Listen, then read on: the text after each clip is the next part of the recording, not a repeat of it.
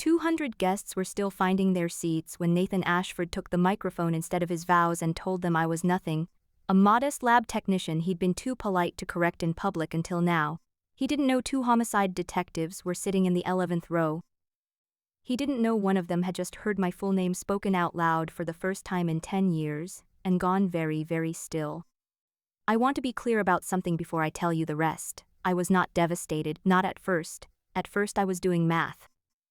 200 guests, 40 of them Ashford Hospitality Board members and investors, flown in on the company jet. A livestream running from at least 6 different phones I could count, all angled up at the altar, all catching the exact moment Nathan set down an unopened ring box and picked up a microphone instead. "I think everyone deserves the truth," he said, and smiled the smile he used for shareholders. "Nora has been wonderful. She really has. But she's a lab tech, a good one. Ordinary, though. And I think we all know I was never going to end up ordinary." 300 people laughed the way people laugh when they're relieved it isn't them. Eleanor Ashford sat in the front row in eggshell silk, not laughing, watching me with an expression I would spend the next 3 weeks trying to name. It wasn't surprise. I know that now. That's when the man in the 11th row stood up. He said my name.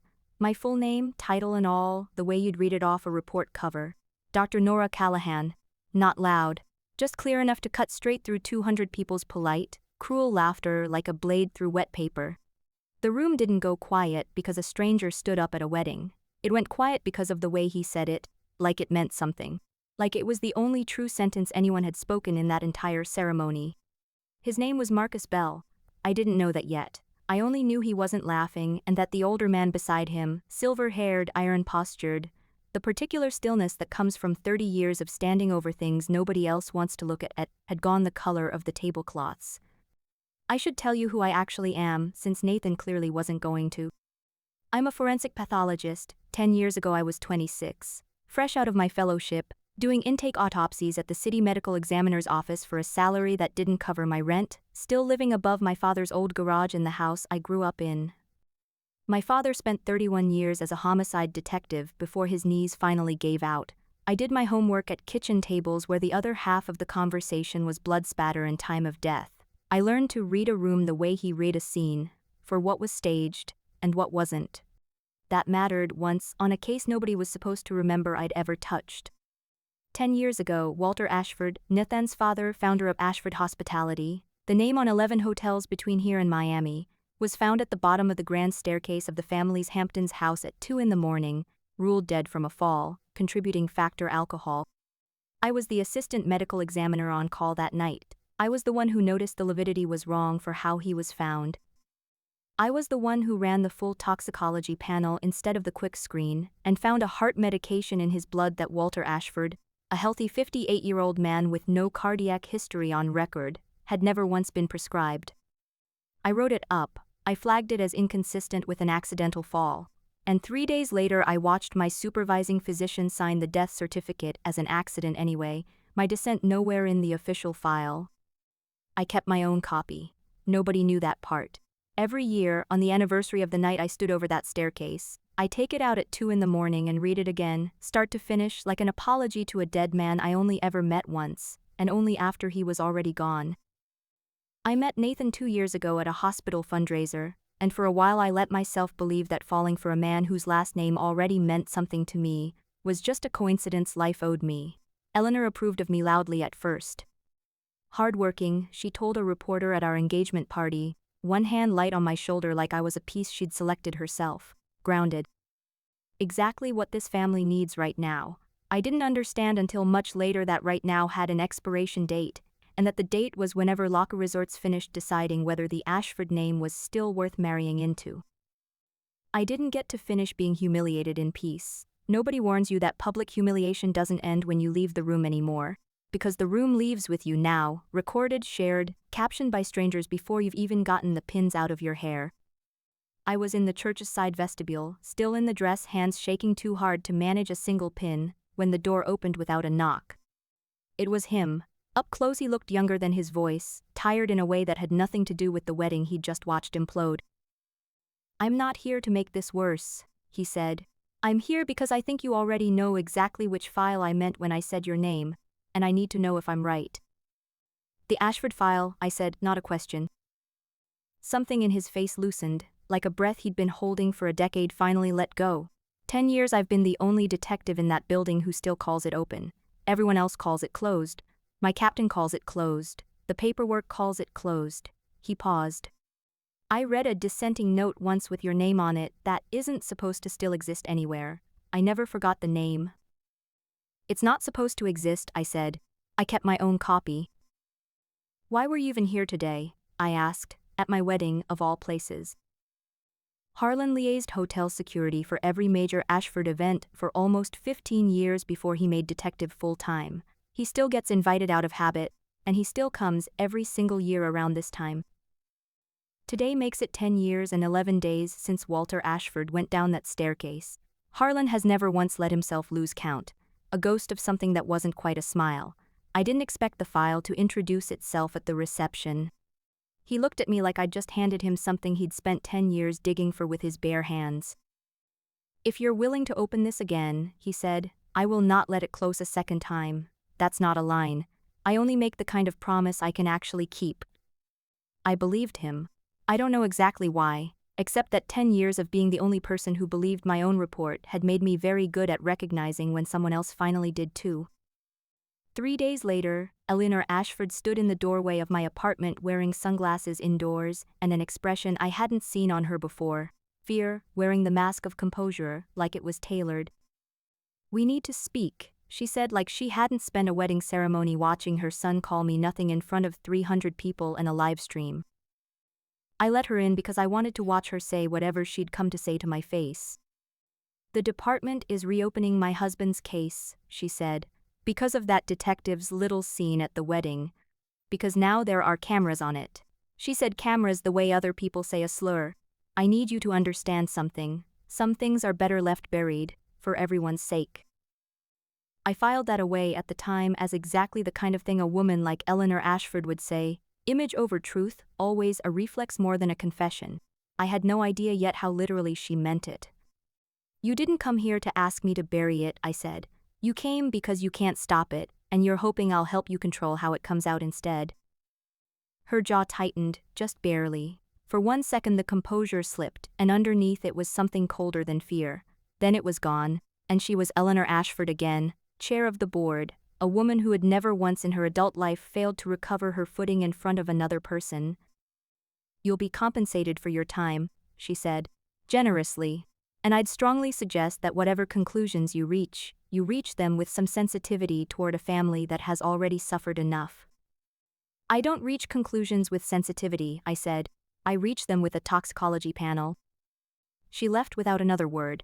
I stood in my kitchen a long time after the door shut, furious in the specific, focused way I hadn't let myself be furious in 10 years, not since my original report vanished into a drawer and came back out the other side rewritten as an accident. Nathan called that same night.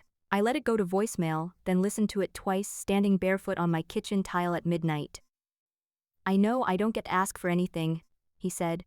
I know how it looked. I need you to know it wasn't really about you being ordinary. My mother wrote 3 drafts of what I was supposed to say up there. I only made it worse by actually saying it out loud. A long pause, breath audible. I don't know why I'm telling you that like it helps. It didn't, but I noticed he'd said my mother wrote it, not asked me to say it, and I filed that away too, next to everything else I was starting to collect without fully understanding why yet. 2 days after that, I sat across from a deputy district attorney with my own decade-old memorandum in hand and formally reopened the investigation into the death of Walter Ashford. Marcus Bell and his mentor, a detective named Harlan Voss, were assigned to run point. Harlan told me flatly the first time we shook hands that he'd been eligible to retire for 2 years and had kept re-signing his own paperwork every January, waiting on exactly one case to close first.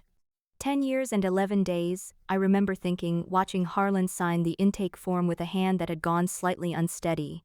That's how long the truth had already been sitting in a drawer somewhere, waiting for someone to ask the right question a second time. I didn't know yet how much longer it was going to make us wait for the answer. The official case file was thinner than it should have been, and it took me exactly 4 minutes of reading it to know that for certain. Marcus laid it across a folding table in a cramped records room that still smelled faintly of a coffee ring shaped like a decade of nobody touching this box, and we went through it page by page, the three of us, until the fluorescent lights started to feel personal. My original toxicology numbers were in there, my dissenting note wasn't. Neither were 4 photographs I distinctly remembered taking of the staircase landing, the ones that showed a smear on the banister at exactly the height it shouldn't have been if a man had simply lost his footing, alone, at 2 in the morning. Somebody didn't lose paperwork, Harlan said, reading glasses pushed up into gray hair, voice like gravel that had given up being surprised by anything a decade ago. Somebody edited a file. That's not sloppy record keeping. That's a decision made on purpose, by someone who knew exactly which 4 pages mattered. A decision made by someone with access to the ME's office and the department both, I said. Or someone who paid for that kind of access, Marcus said, not looking up. Nobody said Eleanor's name out loud yet. We didn't have to. It sat in the middle of that folding table like a 4th chair nobody wanted to be the first to pull out. We requisitioned the original physical evidence from cold storage that same afternoon, my 10-year-old toxicology samples, preserved exactly as long as state law required, waiting in a numbered box for someone to finally ask the right question about them again. Reprocessing would take 3 weeks with modern equipment. Nobody asked Harlan again when he actually planned to retire. We'd all already understood the answer was whenever this was finished, and not one day before. That night Marcus showed up at my apartment with Thai food and a legal pad, which was either the least or the most romantic thing anyone had done for me in about a year, and I genuinely could not decide which. You don't have to do the late nights with me, I said. You've got a captain, a caseload that isn't 10 years cold. I've done 11 Novembers pulling this file out of my own memory at 2 in the morning because I couldn't stop thinking about it, he said. I'm not going to pretend doing it with actual company for once is a hardship. That's not an answer. It's the only one I've got tonight. He nudged the container of noodles toward me. Eat something. You get mean when you're hungry and building a murder case at the same time. I laughed for the first time in 4 days, and it surprised both of us into a beat of silence afterward. If this gets dangerous, he said quieter now, not looking up from the file, and it will, because it already has an interested party with money, and a decade of practice making inconvenient things disappear, you tell me. Immediately. I already lost this case once by not being in the room when it mattered. I am not doing that again. I am especially not doing it with you in the room this time. I didn't have anything clever to say back. I just nodded, and for a second the file, the coffee ring table, the 10 years, all of it went quiet, and it was just 2 people eating noodles out of the same container at midnight like that was an easy, uncomplicated thing to be doing. It didn't stay quiet for long. The tabloids had found the wedding livestream within 2 days of the ceremony, and by the end of that first week I already had a nickname I never asked for. The jilted M.E., the bride who autopsied her own wedding. I stopped reading the comments after the 3rd headline, but not before I'd read enough of them to understand that half the internet had already decided I was either a con artist or a woman scorned looking for revenge, and that almost nobody had asked to see the actual toxicology numbers before deciding. A photographer was waiting outside my building on Thursday morning. Another followed my car to the medical examiner's office and photographed me walking in through the employee entrance, a picture that ran the next day with a caption implying I'd already been suspended, 3 full days before I actually was. My office director called me in for what he described as a conversation about optics and what I understood, within the first 90 seconds, to be a warning. Nobody's saying you did anything wrong, he said, in the exact tone people use right before something wrong is about to happen to you anyway. But this office can't be seen as a vehicle for a personal vendetta, however justified you believe it to be. I asked him whether he'd read my original report. He admitted he hadn't gotten to it yet. I asked him what specifically made a documented toxicology finding a vendetta. He didn't have an answer for that one, and we both sat with the silence until it became clear he wasn't going to find one. I left that meeting understanding, for the first time with total clarity, that Nathan Ashford didn't need to disprove my findings. She only needed to make enough people uncomfortable looking at them. Sabrina Locke found me next, which surprised me more than almost anything else that month. She came to the medical examiner's office on a Tuesday in a coat that cost more than my car, asked the front desk for me by name, and sat across from me in a windowless interview room, like she'd rehearsed the whole thing in the elevator on the way up. "I'm not marrying into a cover-up," she said, before I'd even fully sat down. "My family built locker resorts on being the boring, reliable option in a business full of people who cut every corner they can find. If there's a reason my father should walk away from this merger, I need to know before the gala, not after, and I don't trust anyone else in this to tell me the truth. Come to me. Because you're the only person in this entire mess who doesn't have a reason to lie to me." She slid a folder across the table. "My family's due diligence team flagged an irregular transfer out of Ashford Hospitality's accounts the week before Walter Ashford died. 6 figures routed through a vendor contract that dissolved a month later and was never referenced again in any filing since. Nobody followed up at the time, because the deal we were considering back then fell apart for unrelated reasons. I found it again 3 nights ago, and I haven't been able to stop thinking about the timing since." I looked at the numbers. A payment authorized by Eleanor Ashford, 9 days before her husband's death, to a shell vendor that existed for exactly 6 weeks and never appeared again.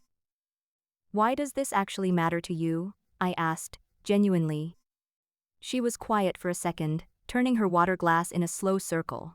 "Because I watched Nathan get handed a speech to read at his own wedding, and understood, watching him read it, that I was looking at what happens to a person who's been managed his whole life instead of loved. I don't want that.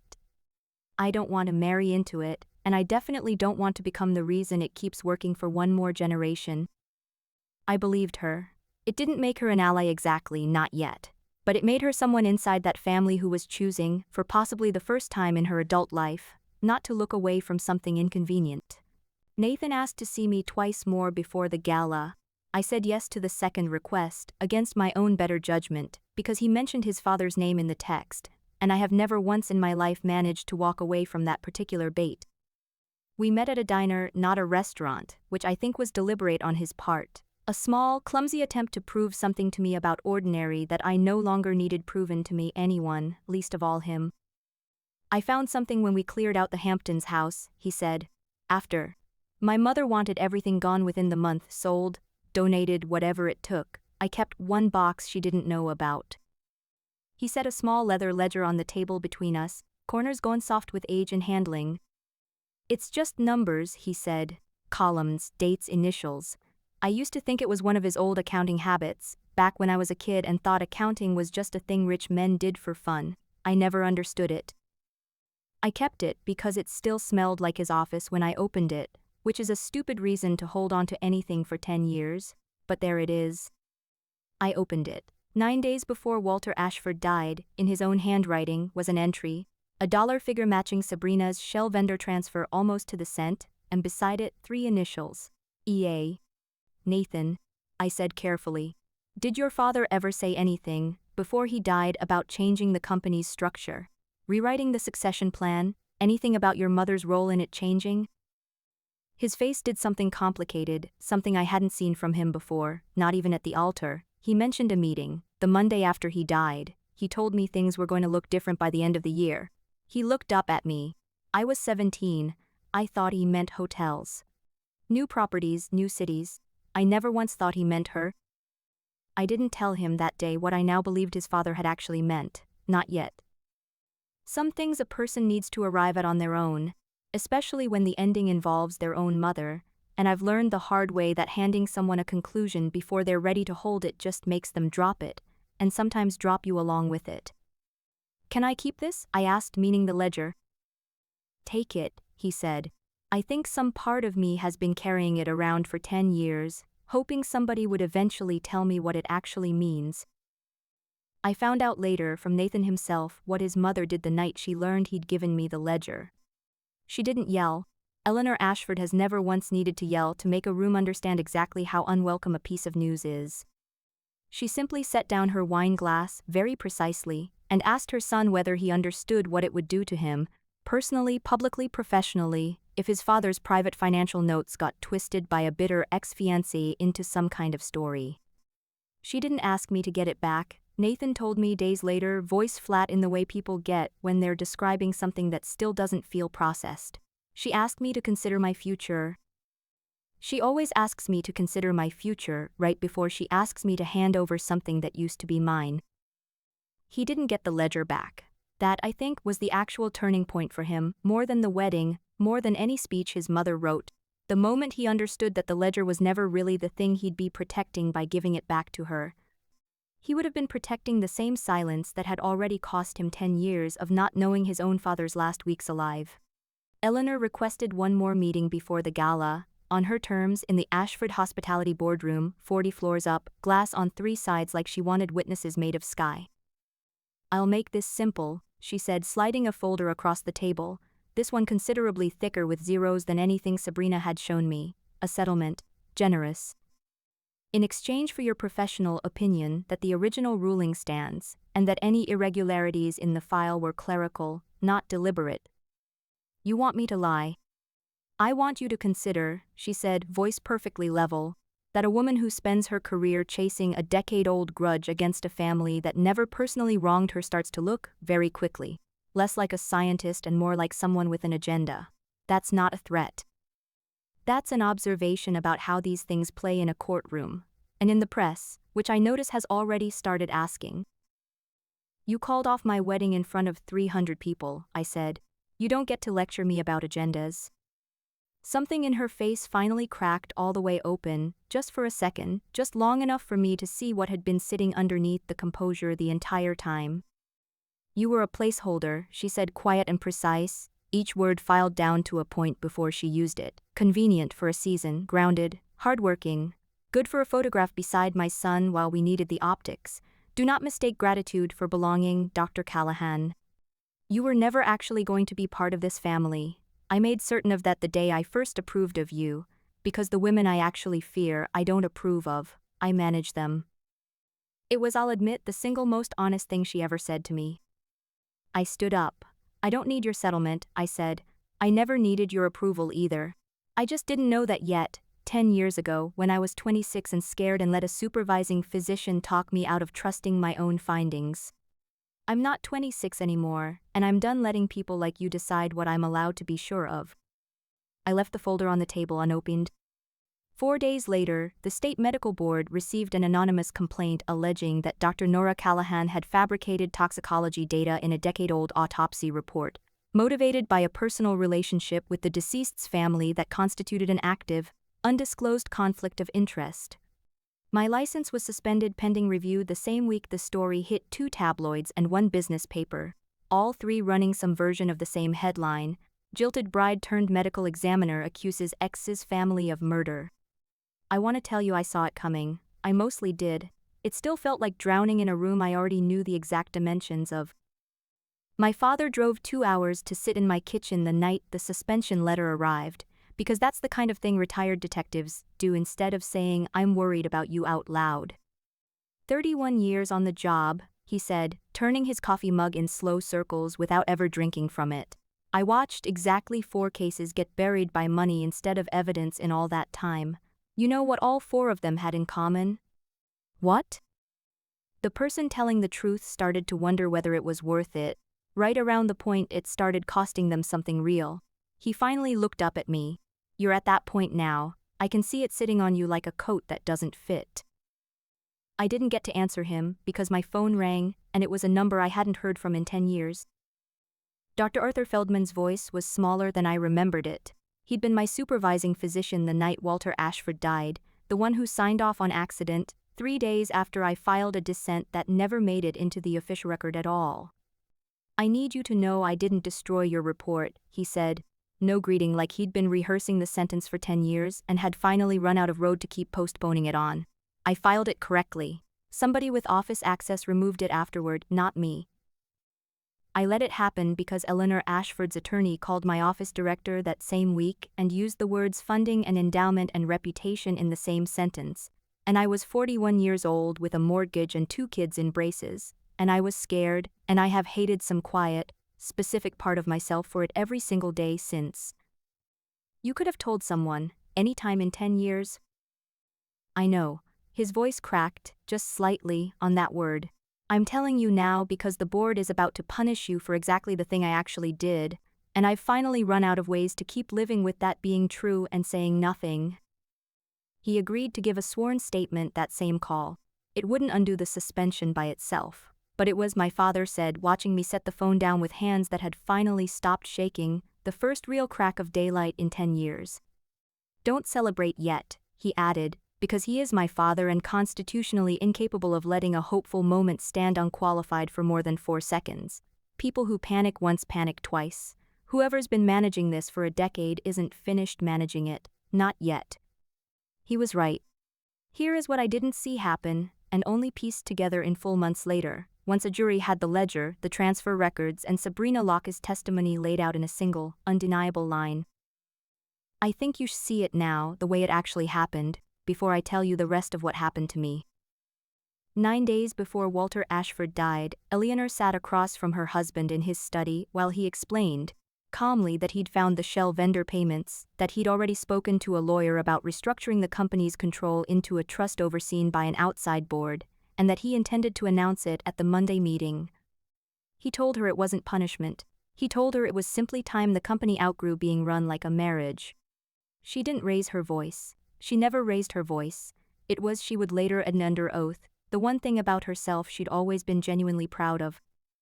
She spent the following 9 days being unusually attentive, unusually warm, cooking his favorite dinner herself on the Saturday night in question instead of letting the staff handle it, because some things, she'd decided somewhere in those 9 days, a person needed to do with her own 2 hands.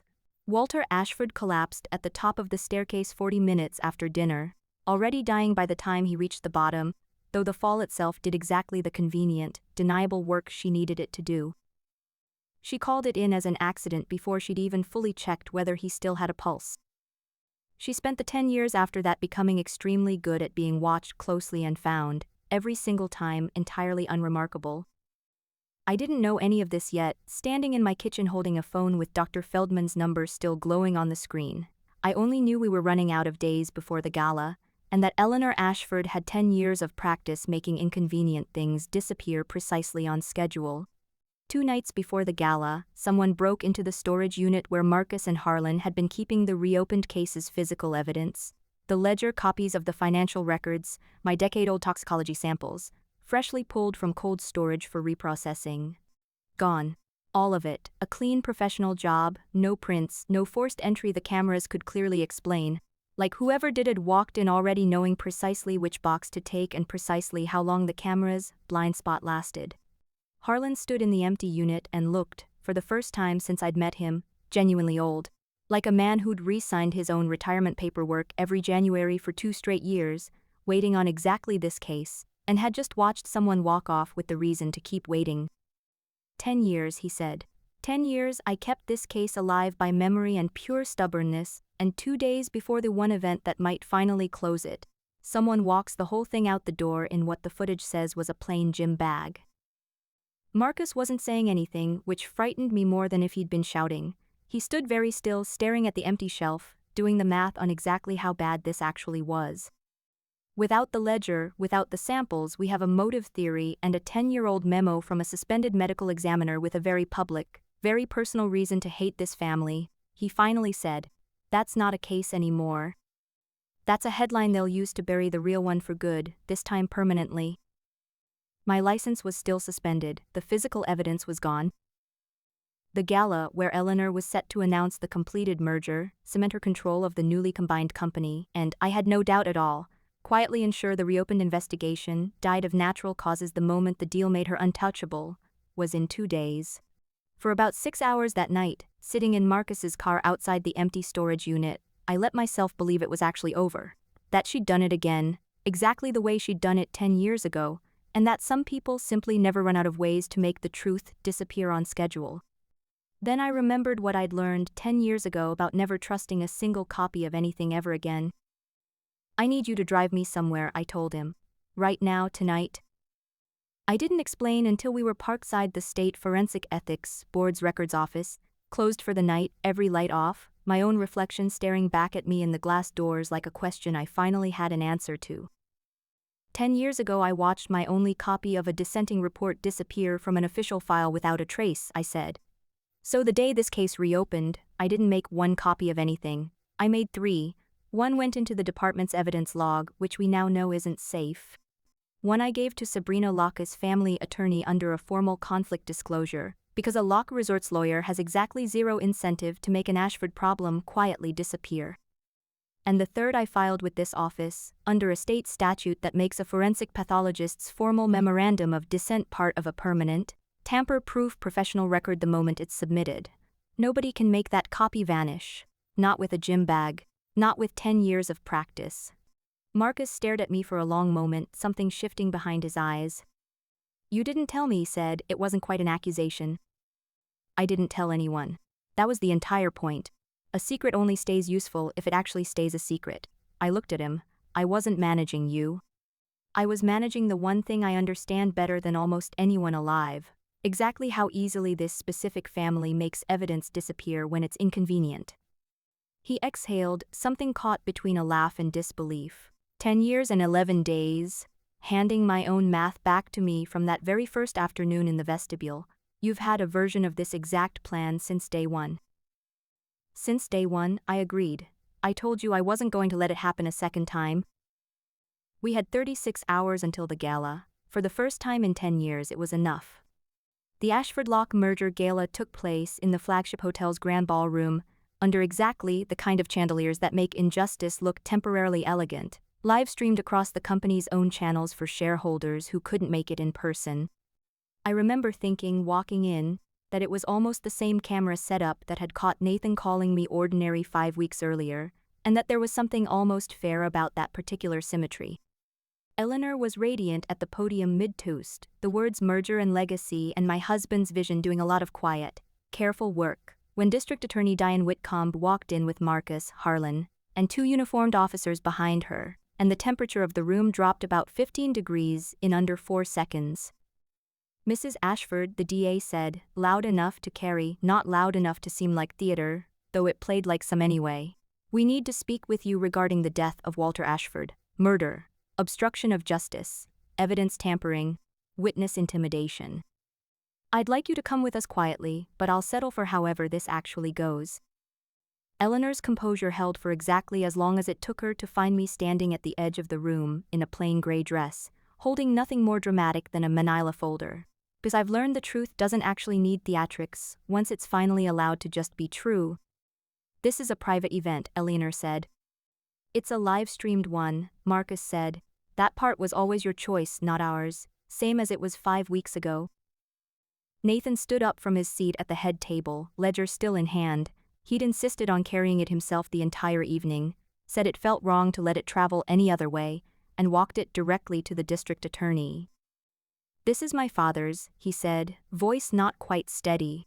I think it proves my mother knew exactly what she was taking from him before she ever took the rest of it too. The silence after that was the loudest sound I have ever heard inside a room full of people. Eleanor's mask didn't slip, it shattered. I built this, she said to the room, to the cameras, to her own son, voice rising for the first and only time I ever heard it rise. Every hotel, every deal, every dollar he took credit for at every ribbon cutting for 30 straight years I built.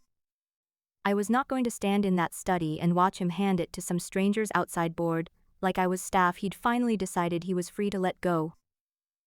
Nobody in that ballroom needed her to say another word. In 11 seconds she had confessed to more than the ledger, the transfer records and my 10-year-old toxicology panel combined could ever have proven on their own. Sabrina's father stood next, quiet and final. Lock Resorts is withdrawing from this merger, effective immediately, he said. We don't do business with murder, and we don't finish deals that were only ever built to bury one. I found out afterward that the DA's office had already recovered our stolen evidence from a storage facility registered to one of Eleanor's shell companies, using a warrant built almost entirely on my forensic board filing, the one copy nobody had known existed to steal in the first place. That part didn't need to happen in front of the cameras.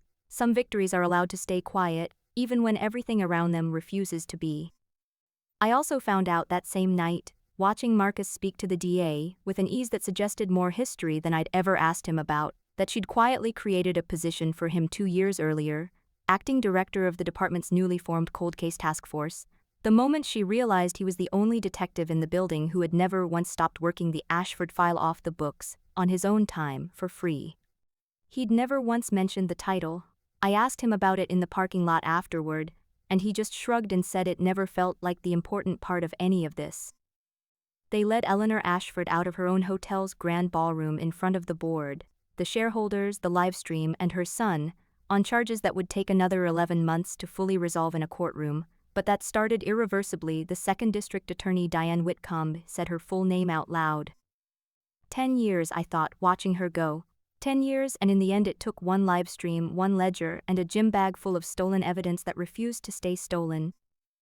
The state medical board reinstated my license 9 days later, with a formal letter acknowledging that my original findings had been substantively correct and improperly excluded from the official record, which is about as close to an apology as a state licensing board is legally capable of writing. Dr. Feldman resigned before anyone could ask him to. I heard he's teaching now at a community college 2 states over, and that he tells his forensic science students every single semester about the time he let fear cost a young medical examiner 10 years. She should never have had to spend fighting for something she'd already proven true the first time. Harlan filed his retirement paperwork 3 weeks after the gala. For real this time, the case finally closed the right way instead of the fast way. He sent me exactly one text the morning it went through. Filed it today. Couldn't file it a day before this was finished. I still have that text saved. Nathan reached out once more a month later to ask if there was anything at all he could do. I told him the truth, that watching him carry that ledger to the DA with his own hands had done more good in 11 seconds than any apology ever could, and that some things, once broken at an altar in front of 300 people, simply don't reassemble into what they were and don't need to. He said he understood. I believed him.